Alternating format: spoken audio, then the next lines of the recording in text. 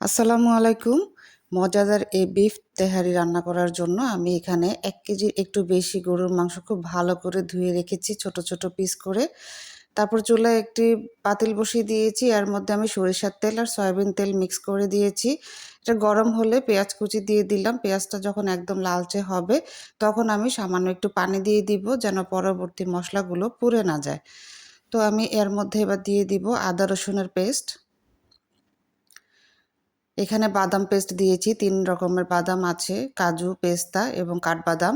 তারপর স্বাদ অনুযায়ী লবণ দিয়ে একটু কষিয়ে নেব ১-২ মিনিটের মতো। এরপর এখানে টেস্টিং সল্ট দিয়ে দিলাম, একটুখানি চিনি দিয়ে দিলাম। তারপর আবারও একটু নেড়েচেড়ে নিচ্ছি। কালো গোলমরিচের গুঁড়া, জিরার গুঁড়ি, ধনিয়ার গুঁড়ি, মরিচের গুঁড়ি দিয়ে আবারও ২-১ মিনিট কষিয়ে নেব। যত বেশি কষানো হবে তত কিন্তু স্বাদ বেড়ে যাবে রান্নার। তো একটু কষিয়ে নিচ্ছি ২-১ মিনিটের মতো। আমি আরও একটু লবণ দিয়ে নিলাম।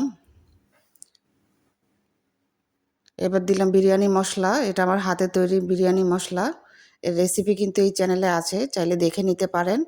এবার দিয়ে দিলাম টমেটো সস।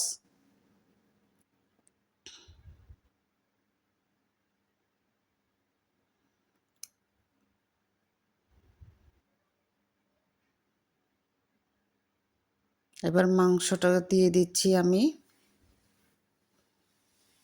এখানে কিন্তু কোনো হাড় নেই, একদম মাংস ১ কেজির একটু বেশি আছে। তা আমি গোটা গরম মশলা দিয়ে দিলাম এখানে, এলাচ, দারচিনি, লবঙ্গ। আমি কিন্তু আলু দিয়ে দিয়েছিলাম, এটা যখন একটু সিদ্ধ হয়ে গিয়েছিল তো এটা একটু স্কিপ হয়ে গেছে, দুঃখিত। তারপরে আলুসহ যখন মাংসটা পুরোপুরি সিদ্ধ হয়ে গেল আমি ১.৫ কেজি পরিমাণ পানি দিয়েছি। এবার আরও একটু লবণ দিয়ে দিলাম, ১০-১২টি কাঁচামরিচ দিয়ে দিলাম, কেওড়া জল দিয়ে দিলাম,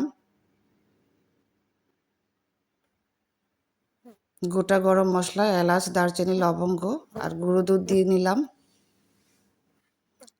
একটু নেড়ে চেড়ে নিচ্ছি, বলক আসা পর্যন্ত অপেক্ষা করতে হবে। এখানে পোলার চাল নিয়েছি আমি ৭৫০ গ্রামের মতো। তো এটাকে আমি কিন্তু আগেই আধা ঘন্টা আগে ধুয়ে পানি ঝরিয়ে রেখেছি। পানিতে বলক আসলে আমি সেটা দিয়ে দিলাম। খুব ভালো করে নেড়েচেড়ে নিচ্ছি। এই পর্যায়ে কিন্তু চুলা হাই হিটে আছে। আর এরকম মাখো, মাখো হলে চুলাটাকে মৃদু করে দিয়েছি। কিশমিশ দিয়ে দিলাম অনেকগুলো। তারপর নেড়েচেড়ে ফাইনালি আমার তেহারি রান্না শেষ।